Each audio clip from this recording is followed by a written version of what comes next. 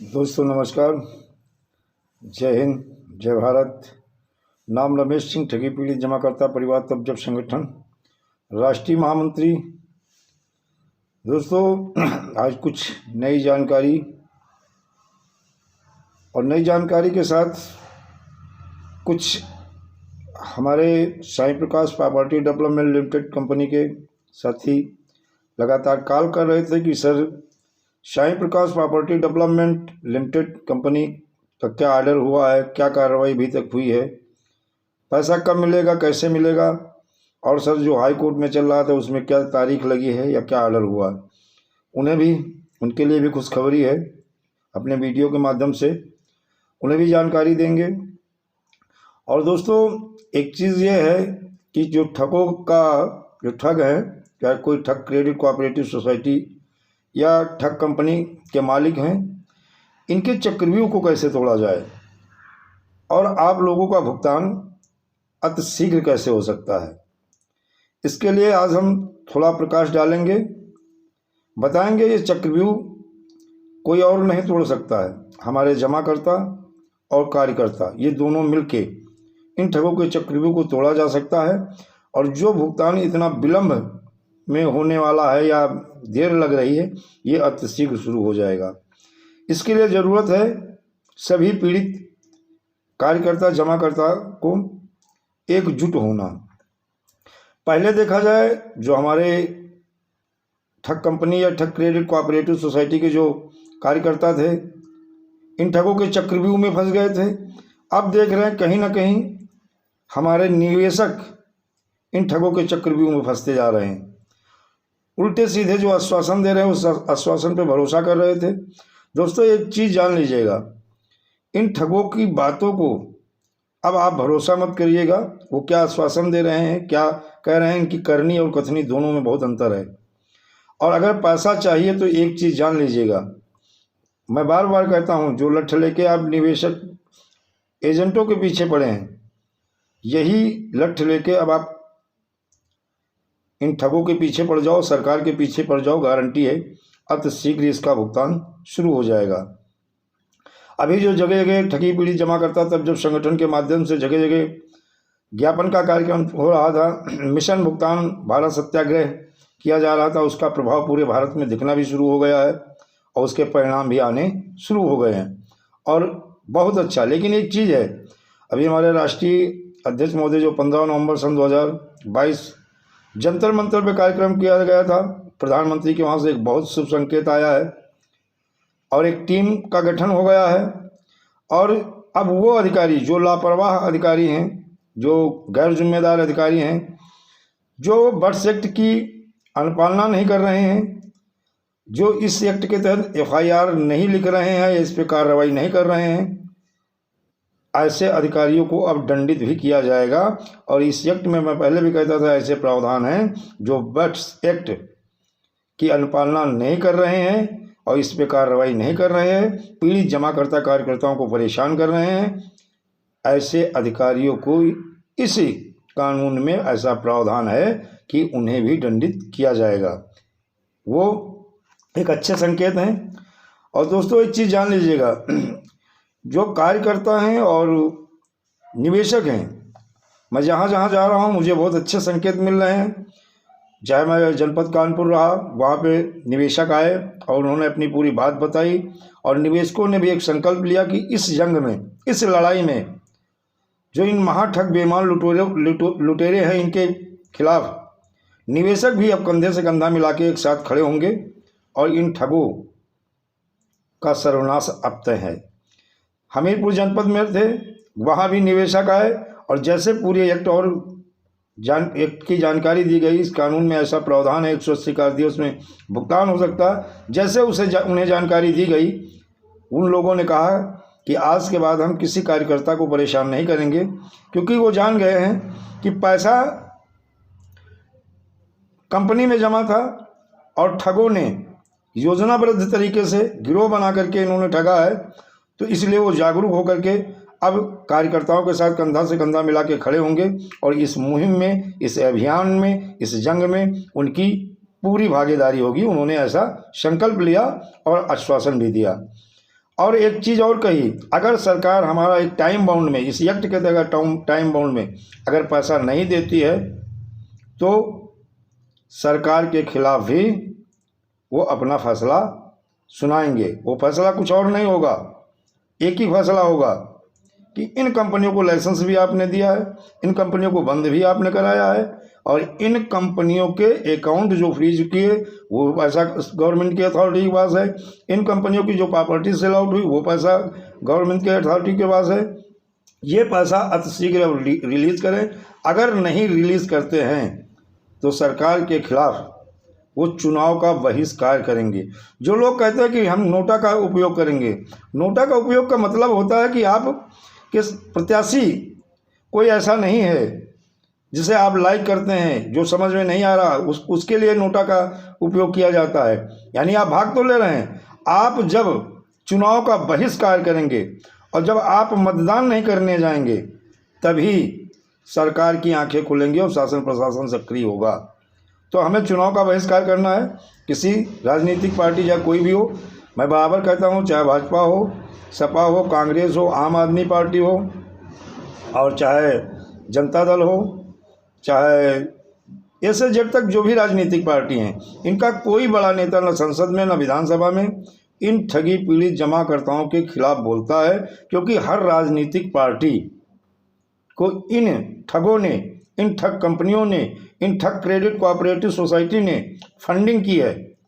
इसीलिए इन पीड़ित जमाकर्ताओं का दर्द उनकी समझ में नहीं आता है, और जो इनके अपने लोग हैं, चाहे वो अधिकारी रहे हों, चाहे इनके अपने नेता रहे हों, उनका पैसा पीछे के रास्ते से इनके पास पहुंच गया है।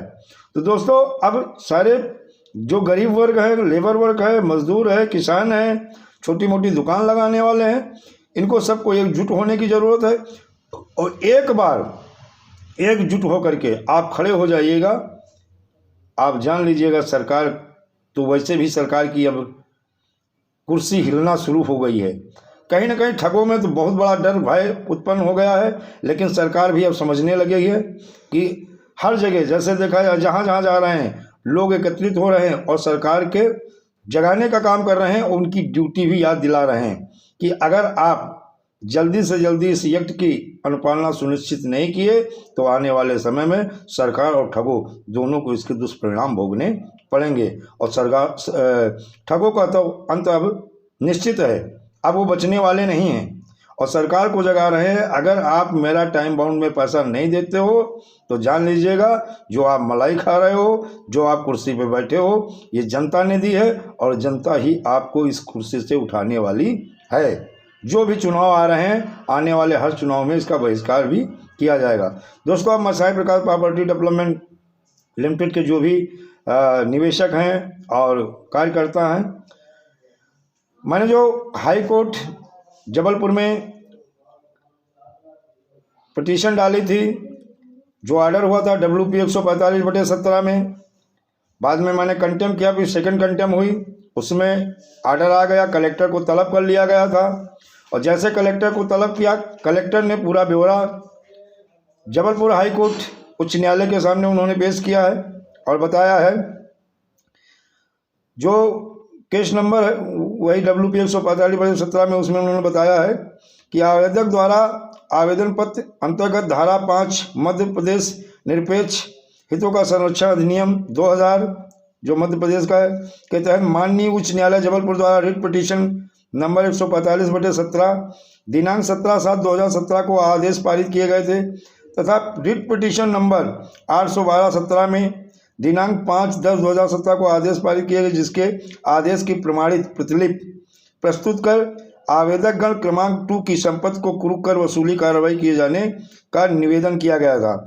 आवेदक गण द्वारा सरल क्रमांक 1,119 हितग्राहियों की राशि 41,03,200 एवं हितग्राही वर्णित सूची क्रमांक लगायत 103 में दर्शित राशि 21,71,690 की वसूली किए जाने का निवेदन किया गया था। ये जो है निवेदन किया गया था। आवेदक को सूचना पत्र जारी किया गया है। आवेदक का उक्त कृत्य प्रथम दृष्टया लोगों से अवैध रूप से निवेश जमा कराया गया जाकर शुभ रीत से कपट वचन करने की आशय से कार्य करना पाए जाने के प्रकरण पंजीकृत कर अनावेदक पक्ष को मध्य प्रदेश निरपेक्ष हितों के संरक्षण अधिनियम 2000 की धारा 4 के तहत अनुपस्थित, यानी जो नोटिस दी गई थी उसमें पुष्पेंद्र सिंह बघेल जो कंपनी का मालिक है वो अनुपस्थित रहे। 3 आवेदक गण ने आवेदन प्रस्तुत कर बताया कि माननीय उच्च न्यायालय जबलपुर मध्य प्रदेश की अवमानना याचिका क्रमांक, जो अवमानना याचिका मैंने डाली थी, क्रमांक 1543/2020 के आदेश दिनांक 26/11/2020 को जो ऑर्डर हुआ था उच्च न्यायालय जबलपुर से, आदेश निर्देश के अनुपालन में आवेदक कंपनी संपत्ति को विक्रय या खुद बुर्द न कर सके। यह हाई कोर्ट ने आदेश किया था ये ठग द्वारा या ठग क्रेडिट कोऑपरेटिव या कंपनी द्वारा इसे प्रॉपर्टी इनकी जो है वो खुद बुर्द न कर सके और ट्रांसफर न कर, किसी दूसरे को हस्तांतरित न कर सके। साथ ही उक्त संपत्ति की प्रत्यक्ष अप्रत्यक्ष रूप से क्रय और विक्रय, हस्तांतरित या नामांतरण न कर पर रोक लगाया जाना आवश्यक है। साथ ही वर्णित विभिन्न आदेश जिसमें ग्राम उमरी जिला रीवा की संपत्ति खसरों से अनावेदक के नाम से दर्ज है ताकि खातों के निवेशकों की जमा राशि सुरक्षित रहे तथा अनावेदक कंपनी और उसके संचालक उस प्रॉपर्टी को न खुद बुर्द कर सके और न बेच सके। अनावेदक गण के अधिवक्ता श्री नीरज तिवारी उक्त आवेदन पत्र पर सुना गया तथा प्रकरण का अवलोकन किया गया, जिससे प्रथम दृष्टया स्पष्ट है कि आवेदक गण कंपनी द्वारा प्रारंभिक रूप से अनावेदक द्वारा सरल क्रमांक एक यानी वही जो है ये गलत पाया गया कि गलत तरीके से ये मार्केट से पैसा उठा रहे थे, जिससे इनको इस चीज़ का लाइसेंस भी नहीं मिला था। आरडी, फिक्स डिपॉजिट या एमआईएस या तिमाही छमाही सालाना के जो ये जमा करा रहे थे ये इसका इनको अनुमति नहीं मिली थी। तो ये जो है संचालित कंपनी में जमा, ऐसी स्थिति में आवेदक कंपनी या उक्त संचालक गण वर्णित संपत्ति एवं बैंक खातों का व्यय कर सकते हैं। इसके परिणाम स्वरूप अधिनियम का प्रयोजन विफल होने की संभावना है। अतः मध्य प्रदेश निरपेक्ष हित का संरक्षण अधिनियम 2000 के तहत निर्मित मध्य प्रदेश हित संरक्षण अधिनियम 2003 के नियम 9 के तहत निम्नलिखित संपत्ति ग्राम उमरी रीवा खसरा क्रमांक 127 रकबा 0.073 हेक्टेयर खसरा मासी। ये खसरा संख्या मैं अब बहुत सारे नहीं बोल पाऊंगा, बहुत सारे खसरा संख्या है। 41 एकड़ ज़मीन को लीज कर दिया गया है और न ये देखिए इसमें सारी चीज़ें दिख रही हैं और ये मोहर साइन जो है कलेक्टर ने मध्य प्रदेश हाई कोर्ट में बता दिया है, पूरी फ्रीज कर दी गई है। अब आगे की कार्रवाई के लिए अगर हाई कोर्ट आदेश करता है तो ये प्रॉपर्टी सेल आउट करके निवेशकों का भुगतान किया जाएगा। तो एक चीज़ क्लियर हो गई कि अब साई प्रकाश प्रॉपर्टी डेवलपमेंट कंपनी द्वारा या कंपनी के संचालक द्वारा या कंपनी के अन्य डायरेक्टर द्वारा या उनके किसी भी हुक्मरानों द्वारा अब इस कंपनी को, इस प्रॉपर्टी को न सेल आउट किया जा सकता है और न बेचा जा सकता है, न ट्रांसफ़र किया जा सकता है। पूरी तरह से फ्रीज हो गई है और निवेशकों का पैसा 100% सुरक्षित हो गया है। ये क्लियर हो गया है, जिसके लिए पिटीशन मैंने डाल रखी है। अब हाई कोर्ट जैसे ऑर्डर करता है तो सेल आउट करके निवेशकों का भुगतान किया जाएगा। तो दोस्तों ये साई प्रकाश प्रॉपर्टी डेवलपमेंट लिमिटेड कंपनी के लिए, उनके निवेशकों के लिए और उनके जो भी कार्यकर्ता हैं उनके लिए बहुत बड़ी खुशखबरी है। ये आज ऑर्डर कापी मेरे पास आई है। और दोस्तों और मैं बताता हूँ, अगर सारे लोग एकजुट हो गए और एक साथ आ गए तो एक चीज़ तो तय है, चाहे सहारा हो, चाहे पल्स हो, चाहे कल्पतरु हो, चाहे कल्पवट हो, चाहे समृद्ध जीवन हो, चाहे साई प्रकाश हो, चाहे श्री राम हो, चाहे कोई ठग कंपनी या क्रेडिट कोऑपरेटिव सोसाइटी हो, चाहे एल्केमिस्ट हो, चाहे Chambal Malwa credit cooperative society, चाहे आदर्श क्रेडिट कोऑपरेटिव सोसाइटी हो, चाहे बाइक बोर्ड कंपनी हो, चाहे रोज वैली हो, चाहे टोगो रिटेल मार्केटिंग हो और चाहे आपेश्वर हो, खेतेश्वर हो, ज्योतेश्वर हो, धोखेश्वर हो, कोई भी ठग कंपनी हो या ठग क्रेडिट कोऑपरेटिव सोसाइटी, अगर आप लोग एकजुट हो गए तो इस बात की गारंटी है कि सन 2023 में एक बार, सन 2023 में हमने जो बताया ना 23 मार्च सन 2023, जो जंतर मंतर के लिए हमारे राष्ट्रीय संयोजक मदन लाल आज़ाद सर ने जो मिशन भुगतान भारत यात्रा सप्ताह की दूसरी कड़ी की जो शुरुआत कल जनपद फतेहपुर से होगी, अगर आप लोगों की ठीक ठाक संख्या वहाँ पहुँच जाती है तो इस बात की गारंटी है, हो सकता कि मार्च ना आए, इसके पहले ही इन ठग कंपनियों के खिलाफ बर्ड्स एक्ट यानी अनियमित जमा योजना पाबंदी कानून सन 2019 के तहत कार्रवाई भी शुरू हो जाए, FIR भी दर्ज होना शुरू हो जाए और आपके भुगतान का दावा भी स्वीकार होना शुरू हो जाए। लेकिन सरकार ने बहुत बड़ा आश्वासन दिया है, दिल्ली से बहुत बड़ा आश्वासन मिला है, लेकिन दोस्तों हम लोगों को सोना नहीं है। अब और ज़्यादा मेहनत करने की ज़रूरत है।